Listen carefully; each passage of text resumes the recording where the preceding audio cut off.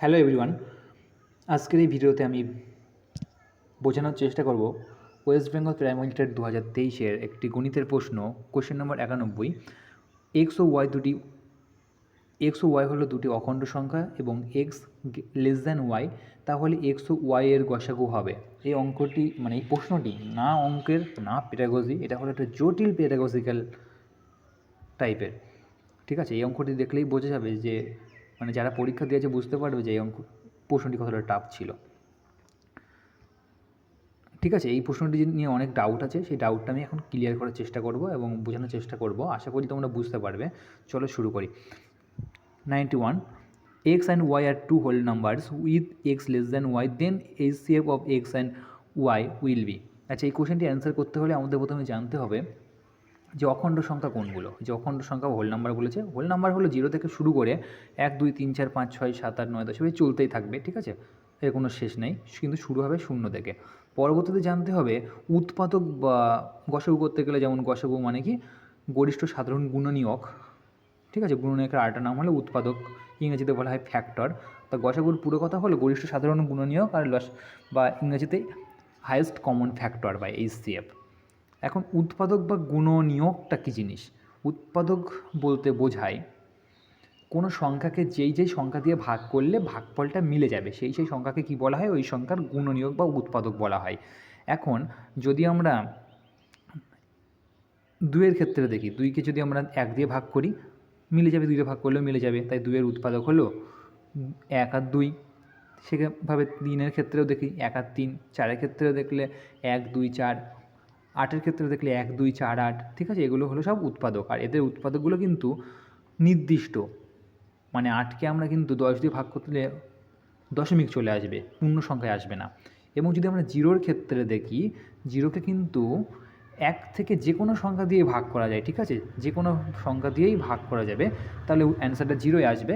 কিন্তু এখানে এখানে 0 লেখা হয়ে গেছে, 0টা কিন্তু হবে না, কারণ 0 দিয়ে কাউকে ভাগ করা যায় না। তাহলে 0কে কিন্তু যে কোনো সংখ্যা দিয়ে ভাগ করা যায়। অতএব 0-র উৎপাদক কিন্তু অসংখ্য। 1 দিয়ে ভাগ করা যায়, 2 দিয়ে ভাগ করা যায়, 3 দিয়ে ভাগ করা যায়, 4 দিয়েও ভাগ করা যায়, আনলিমিটেড, অসংখ্য। তা এখন বুঝতে হবে গসাগুটা কী জিনিস বা HCF কী জিনিস। HCF হলো হাইয়েস্ট কমন ফ্যাক্টর বা গরিষ্ঠ সাধারণ গুণিতক। এই যে কমন ফ্যাক্টরগুলো আছে 2 আর 4-এর মধ্যে, এর মধ্যে 2 আছে, এর মধ্যেও 2 আছে, এর মধ্যেও 1 আছে, দেখো একটা বাংলায় হয়ে গেছে, এর মধ্যেও 1 আছে। এই যে কমন ফ্যাক্টরগুলো আছে বা উৎপাদকগুলো আছে, এর মধ্যে যেটা সবথেকে বড় সেটাই হবে গসাগু। তাই জন্য 2 আর 3 এদের গসাগু কত? 1। দেখো 2-এর মধ্যে 1 আছে, 3-এর মধ্যে 1 আছে, তাই 1 হলো গসাগু। 2 আর 4 এদের মধ্যে হাইয়েস্ট কমন ফ্যাক্টর কত? 2, তাই 2 হয়েছে অ্যান্সার। একইভাবে 6, তোমরা এগুলো দেখতে পারো। আশা করি এইগুলো আমরা বুঝেছি, কিন্তু আমরা কোনো বইতে আজ পর্যন্ত পড়িনি যে শূন্যরও গসাগু হয়, শূন্যও গসাগু করা যেতে পারে। ঠিক আছে, তাই এবার আমি দুটো সংখ্যা নিলাম, 0 আর 2, 0 আর 5। আগে যে ভিডিওতে আমি করেছি ভিডিওটি, সেই ভিডিওতে দুজন কমেন্ট করেছিল 0 আর 2 যদি হয় তাহলে গসাগু কত হবে, 0 আর 5 যদি কত থাকে তাহলে গসাগু কত হবে। তোমরা একদম ঠিক ভেবেছ যে এই প্রশ্নটির অ্যান্সার কিন্তু শূন্যের উৎপাদকে কিন্তু শেষ নেই। 0টা তো হবে না, ভুল করে লেখা হয়ে গেছে। শূন্যের উৎপাদক 1 থেকে শুরু করে অসংখ্য, এবং প্রত্যেকটি সংখ্যাতেই শূন্যকে ভাগ করা যায়, শূন্য বাদ দিয়ে, একমাত্র শূন্য দিয়ে কাউকে ভাগ করা যাবে না, তাহলে অসংজ্ঞাত হয়ে যাবে। এবং শূন্যর মধ্যে দেখো 2 উৎপাদক আছে, আবার 2-এর মধ্যেও 2 উৎপাদক আছে, তাই জন্য এক্ষেত্রে গসাগু কত হবে? 2 হয়ে গেল। এর মধ্যেও 2 আছে, এর মধ্যেও 2 আছে। শূন্যর মধ্যেও দেখো এখানে 5 লেখা হয়নি, 5 লেখা হয়নি, এর মধ্যেও 5 আছে, এখানেও 5-এর মধ্যেও 5 আছে, তাই গসাগু হবে 5। অতএব আমরা এটা বলতে পারি যে শূন্যর সঙ্গে যখন 5 থাকবে বা শূন্যর সঙ্গে যখনই একটা কোনো সংখ্যা থাকবে, সেই বড় সংখ্যাটাই হবে কিন্তু গসাগু। অতএব আমরা যদি এখন এই ছোটো সংখ্যাগুলোকে x ধরি আর এই বড় সংখ্যাগুলোকে যদি আমরা y ধরি, বড় সংখ্যাগুলোকে y ধরি, তাহলেই আমরা বলতে পারছি যে এই গসাগুটা কখনো কিন্তু এই এক্সের চাইতে ছোট হয়ে যাচ্ছে এক্স, আবার কখনো এক্সের সমান হচ্ছে, যেমন এই 2 6 2 4 3 6-এর ক্ষেত্রে। আবার যদি আমরা 0 আর 2-এর ক্ষেত্রে দেখি, সেক্ষেত্রে কিন্তু এই 0-র চাইতে বড় হয়ে গেল, বা 0 আর 5-এর ক্ষেত্রে দেখলাম 0-র থেকে কিন্তু বড় হয়ে গেল, মানে এক্সের থেকে বড় হয়ে গেল। তার মানে আমরা এখানে যে কন্ডিশনটা পেলাম